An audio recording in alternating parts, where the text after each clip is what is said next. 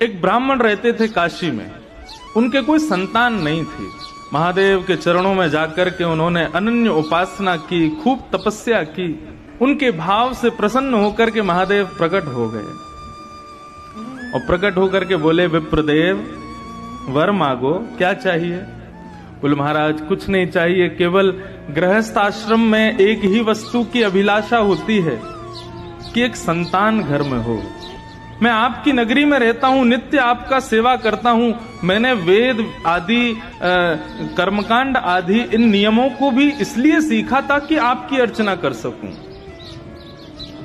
इनसे मेरा कोई और प्रलोभन नहीं है, लेकिन मेरा अभी एक प्रलोभन है कि मुझे एक संतान चाहिए और वो मुझे केवल आप प्रदान कर सकते हैं। इसलिए मैं घनघोर तपस्या कर रहा हूं कि महादेव प्रसन्न हो तो मुझे दे सकते हैं। भगवान शिव विश्वेश्वर यहीं गंगा के तट पर काशी में ब्राह्मण देवता से बोले, कैसा पुत्र चाहते हो? महादेव ने ब्राह्मण से कहा, कैसा बालक चाहिए तुमको?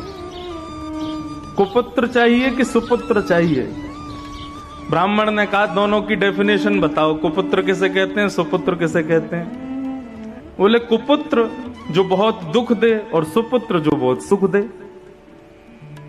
ब्राह्मण देवता बोला, फिर तो सुपुत्र ही चाहिए हमको, दुख देने वाला बालक क्यों मांगेंगे? महादेव विश्वेश्वर कहने लगे, लेकिन एक नियम लागू होगा। क्या? कुपुत्र मांगोगे तो उसकी आयु बड़ी लंबी होगी, लेकिन सुपुत्र मांगोगे तो वो बहुत जल्दी मर जाएगा, 5 साल की आयु रहेगी बस उसकी। तो बोला, ये तो आप गेम खेल गए मेरे साथ, संतान भी दे रहे हो और ऊपर से अपने नियम भी लगा रहे हो, और उसमें भी ऐसा नियम लगाया है कि मैं कहां जाऊं। अगर पुत्र मांगू लंबी आयु वाला तो वो दुख देगा, तो ऐसे पुत्र का फायदा क्या?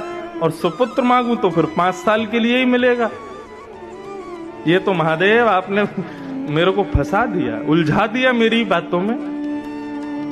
महादेव बोले, समय नहीं है, अन्नपूर्णा बुला रही है, जल्दी करो।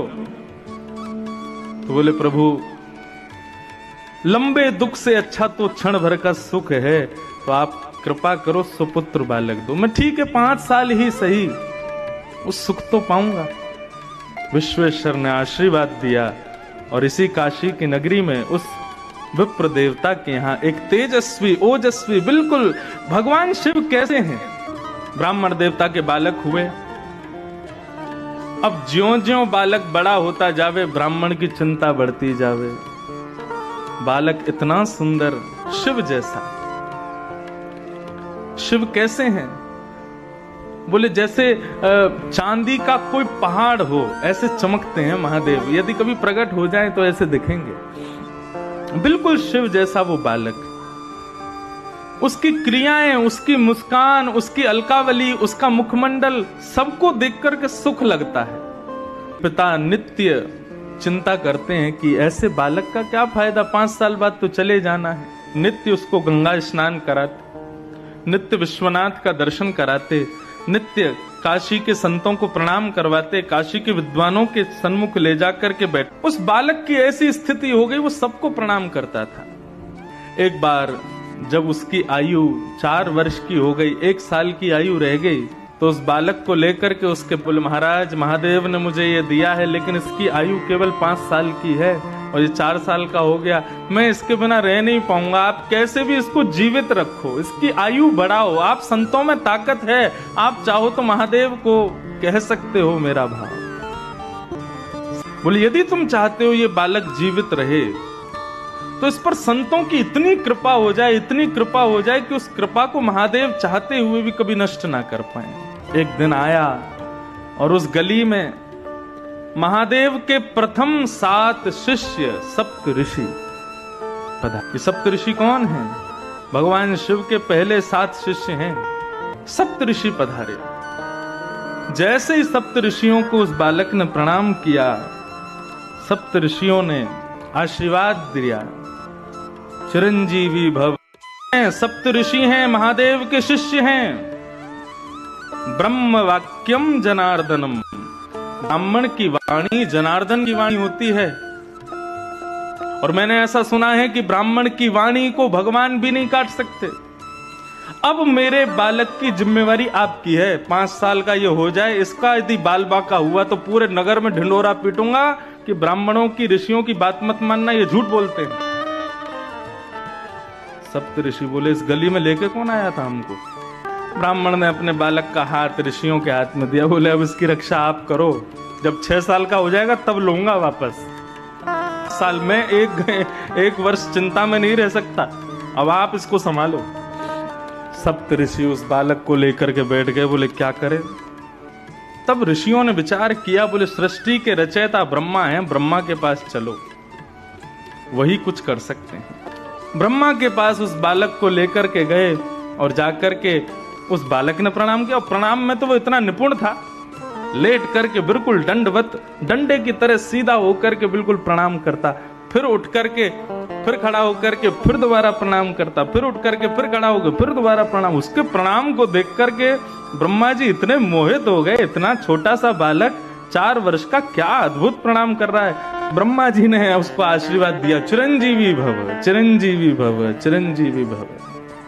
सप्तऋषि बोले हमारी बला कटी, अब इनकी जिम्मेवारी है। हंसने लगे सप्तऋषि। ब्रह्मा जी कहने लगे, बोले भैया हंस क्यों रहे हो? बोले काशी के एक ब्राह्मण का बालक है ये, और साक्षात देवादिदेव विश्वनाथ प्रभु ने ये बालक प्रदान किया है, और ये कह करके दिया है कि ये केवल 5 साल जिएगा। 4 साल का हो गया, इसका अंतिम वर्ष चल रहा है। हमने इसको चिरंजीवी भव का आशीर्वाद दिया, तो उसके पिता ने हमको ये बात बताई, हमने ला करके इस बालक को आपसे प्रणाम करा दिया। ब्रह्मा जी बोले तो तुमने अपनी बला मुझ पर डाल दी, अपनी चिंता मुझ पर डाल दी। बोले तो फिर क्या करते हम, हमसे चिंता सहन नहीं हो रही थी, अब आप ही इसकी रक्षा करो, और यदि आपकी वजह से इसकी रक्षा नहीं हुई तो हम तीनों लोकों में ढिंडोरा पीटेंगे कि ब्रह्मा के पास शक्ति नहीं है, ब्रह्मा झूठ बोलता है।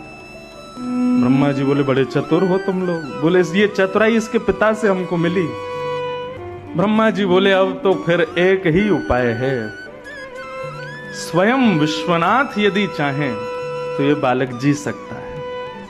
और उस बालक को मैं लेकर के ब्रह्मा सीधे पहुंचे महादेव के पास। उस बालक ने जो दंडवत प्रणाम किया शिव को, बाकी सब तो बैठे बैठे उसका प्रणाम देखते थे, लेकिन महादेव तो उठ करके गए और बालक को हृदय से लगा लिया। बोले बालक चिरंजीवी भव, चिरंजीवी भव। जब महादेव ने आशीर्वाद दिया, ब्रह्मा के नेत्र सजल हो गए। परंतु ये कैसे संभव होगा? ये बालक आपने ही प्रदान किया है एक ब्राह्मण को, और इसकी आयु केवल 5 वर्ष की आपने बताई थी। महादेव को याद आया, बोले अरे ये तो वो प्रकांड विद्वान एक ब्राह्मण, उनका बालक है क्या? बोले हाँ, ये आपने ही तो दिया है, अब आप इसको चिरंजीवी कैसे बनाएंगे? बोले मेरी जिम्मेवारी है, तुम लोगों ने मुझे दी है, तो अब मैं देखता हूं कि यमराज इसका बाल बांका कैसे करता है, और वैसे भी ये मेरा ही है। महादेव ने अपना स्वरूप शिवलिंग उस बालक को प्रदान किया और कहा बेटा यहाँ काशी गंगा के तट पर बैठो और नित्य प्रातःकाल स्नान करके इस पर बिल्व पत्र चढ़ाना, राम राम मंत्र का जाप करना, और कभी कभी ओम नमः शिवाय का जाप करना। तुम्हारा कोई काम नहीं है, पूरे दिन केवल मेरे इस शिवलिंग पर तुम बिल्व पत्र चढ़ाते रहो। वो बालक नित्य विश्वनाथ की आज्ञा से उस शिवलिंग की पूजा करने लगा। 5 वर्ष जैसे ही पूर्ण हुए, 5 साल का वो बालक जैसे ही हुआ, यमराज प्रकट हो गए। अपनी तलवार से उस बालक के सर में प्रहार करने वाले थे, इतने में ही महादेव का त्रिशूल सामने आ गया। और आकर के महादेव ने कहा क्या कर रहे हो? बोले प्रभु इस बालक का जीवन आज पूर्ण होने वाला है, इसको लेने आया हूं। बोले आपको कैसे पता इसका 5 साल का जीवन है? बोले क्योंकि ये बालक आपने ही उस ब्राह्मण को दिया था और 5 साल की आयु कह करके दिया था, तो मैं तो आपकी बात की रक्षा करने के लिए इस बालक को लेने आया हूं। 5 साल पूरे हो गए, अब इसके जाने का समय हो गया। महादेव बोले इस बालक को उस ब्राह्मण को किसने दिया? यमराज बोले आपने दिया। ये 5 वर्ष जिएगा, ये आज्ञा किसने की? बोले आपने करी। तो बोले तो तुम जानते हो शिव का दिन कितना बड़ा होता है? सतयुग त्रेता द्वापर कलयुग, सतयुग त्रेता द्वापर कलयुग, सतयुग त्रेता द्वापर कलयुग जब 71 बार बीत जाते हैं तब एक कल्प पूर्ण होता है। ऐसे अनंत कल्प पूर्ण होते हैं तब ब्रह्मा की एक रात्रि होती है। ऐसा ब्रह्मा भी अपने अनंत रूप बदल देता है तब महादेव का एक दिन होता है। और ऐसे महादेव ने इसको 5 वर्ष जीने का आज्ञा की है, तो इसका 5 वर्ष कितना लंबा है तुम अब गणित लगाते रहो। इस सामान्य 5 वर्ष के लिए जीवित नहीं रहेगा, ये महादेव के 5 वर्षों तक जीवित रहेगा। और वही बालक इस काशी में मार्कंडेय ऋषि के नाम से जाने गए, जो आज तक चिरंजीवी है।